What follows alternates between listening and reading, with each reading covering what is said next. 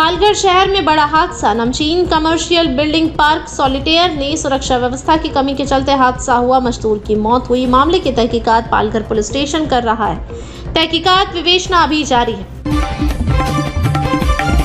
मनोहर के सरकारी अस्पताल में चंद्रकला वाल्या मालवलकर नामक महिला डिलीवरी के लिए अस्पताल में लाई गई और गरीब महिला होने के कारण, गरीब परिवार से होने के कारण खून का पैसा, क्योंकि उसे खून की कमी हो गई थी और मुफ्त खून अवेलेबल नहीं था और खून खरीदने के लिए महिला के घर वालों के पास धनराशि उपलब्ध नहीं थी। ऐसी स्थिति में महिला की खून की कमी के कारण मौत हो गई। निवेदन है सरकार इस केस को सैंपल कैसे समझकर आवश्यक उपाय करे। दोषी लोगों के खिलाफ उचित और शीघ्र कार्रवाई।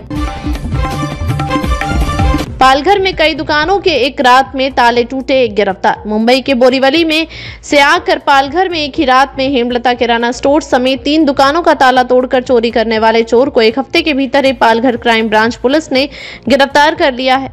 कैटर्स के धंधे से जुड़ा 31 वर्षीय राहुल ओम प्रकाश तोमर नामक यह चोर बोरीवली के अर्शी खाड़ी गणपत पाटिल नगर 4 नंबर गली में रहता है, जबकि भाईंदर का रहने वाला इसका एक साथी शंकर उर्फ टकला फरार है। मुख्यमंत्री देवेंद्र जी फडणवीस युग पुरुष जिन्होंने महाराष्ट्र को गतिशील विकास की ओर अग्रसर किया, रघुनाथ माशेलकर ने कहा। एकीकृत आदिवासी विकास परियोजना कार्यालय जवाहर ने एक वृक्ष पृथ्वी के लिए पहल के अंतर्गत 20,000 पेड़ लगाने का निर्णय लिया है।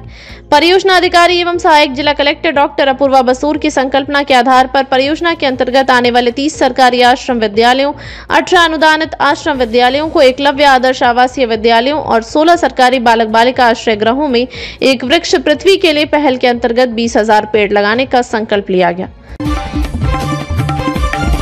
रोटरी क्लब बोईसर तारापुर के पूर्व अध्यक्ष भारत गोसालिया का निधन, समाज सेवा के एक युगांतकारी विरासत को अंतिम प्रणाम।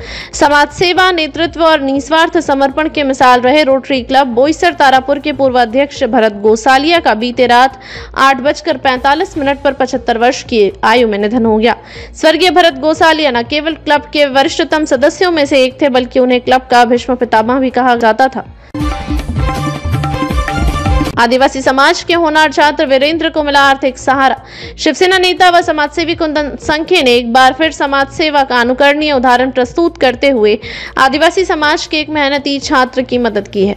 वीरेंद्र उमतोल नामक यह छात्र ITI में पढ़ाई कर रहा है और अपनी मेहनत से पढ़ाई का खर्च स्वयं वहन कर रहा है। एक पेड़ धरती आबा के नाम अभियान के तहत 20,000 पौधे रोपने का संकल्प। आदिवासी विकास विभाग के एकात्मिक आदिवासी विकास प्रकल्प कार्यालय जवाहर की ओर से एक पेड़ धरती आबा के नाम इस विशेष पर्यावरणीय अभियान की शुरुआत की गई है। इस पहल की प्रेरणा प्रकल्प अधिकारी तथा सहायक जिलाधिकारी डॉक्टर अपूर्वा बसूर की संकल्पना से मिली है। वसई विरार के नाला सुपारा पूर्व का चोले रोड और वाफन पाढ़ा आज अराजकता का पर्याय बन गया है।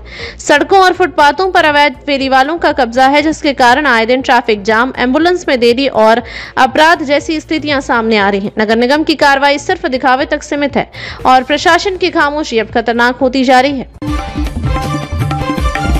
अपहरण के मामले में फरार अपराधी पुणे से गिरफ्तार। पालघर जिले की तलासरी पुलिस ने चोरी और अपहरण में गंभीर मामले में फरार चल रहे एक शातिर अपराधी को गिरफ्तार कर बड़ी कामयाबी हासिल की है। 2 महीने से फरार आरोपी को सूचना और तकनीकी विश्लेषण के आधार पर पुणे जिले के मंचर इलाके से गिरफ्तार किया गया है। शिवसेना में फिर उठे एकजुटता और विद्रोह के सुर। राज ठाकरे और उद्धव ठाकरे के फिर से साथ आने की अटकलें तेज है। शिवसेना के इतिहास में छगन भुजबल, नारायण राणे और राज ठाकरे जैसे कई नेताओं के विद्रोह के बाद अब एक नई सियासी खिचड़ी पकती दिख रही है। संजय राउत की 2 टूक। शिवसेना इंडी गठबंधन के साथ थी और रहेगी। इंडी गठबंधन से दूरी की खबरों पर संजय राउत ने केसी त्यागी पर पलटवार करते हुए कहा कि शिवसेना कल भी साथ थी, आज भी साथ है, और त्यागी को सलाह दी कि अपनी पार्टी पर ध्यान दें।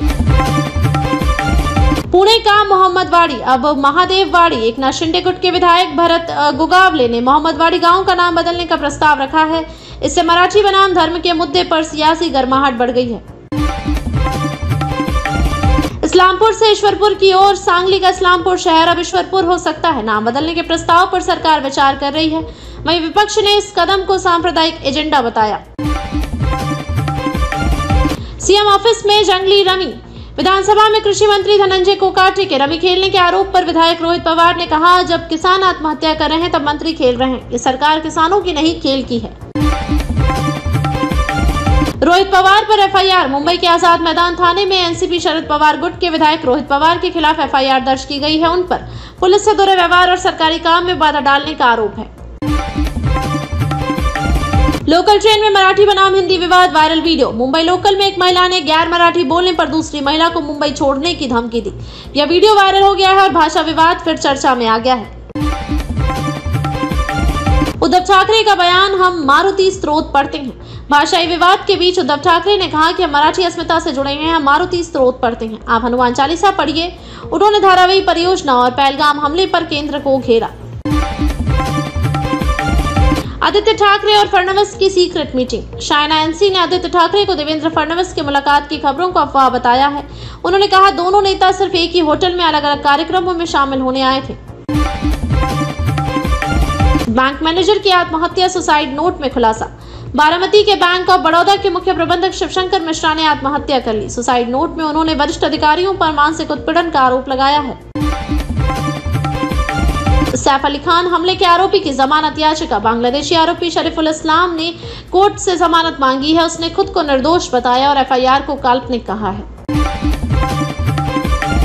पुणे में फर्जी बाबा का शर्मनाक कांड। एक फर्जी बाबा ने नाबालिग लड़की को मंत्र पढ़ने के नाम पर ऑफिस के पर्दे के पीछे बुलाया और गलत हरकत की। पुलिस ने केस दर्ज कर लिया है।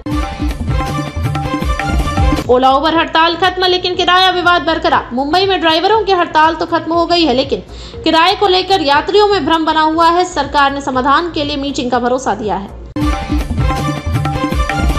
आधार कार्ड में ब्लड ग्रुप जोड़ने की मांग। एनसीपी नेता दीपक मानकर ने प्रधानमंत्री कार्यालय को पत्र लिखकर आधार कार्ड में ब्लड ग्रुप जोड़ने की मांग की है। उन्होंने कहा कि यह आपात स्थिति में जीवन बचा सकता है। सुप्रिया सुले वर्सेस सीएम फडणवीस, हिंदी बनाम मराठी का मुद्दा। सुप्रिया सुले ने आरोप लगाया कि फडणवीस सरकार मराठी की जगह हिंदी को बढ़ावा दे रही है। उन्होंने कहा यह महाराष्ट्र के इतिहास में पहली बार हो रहा है।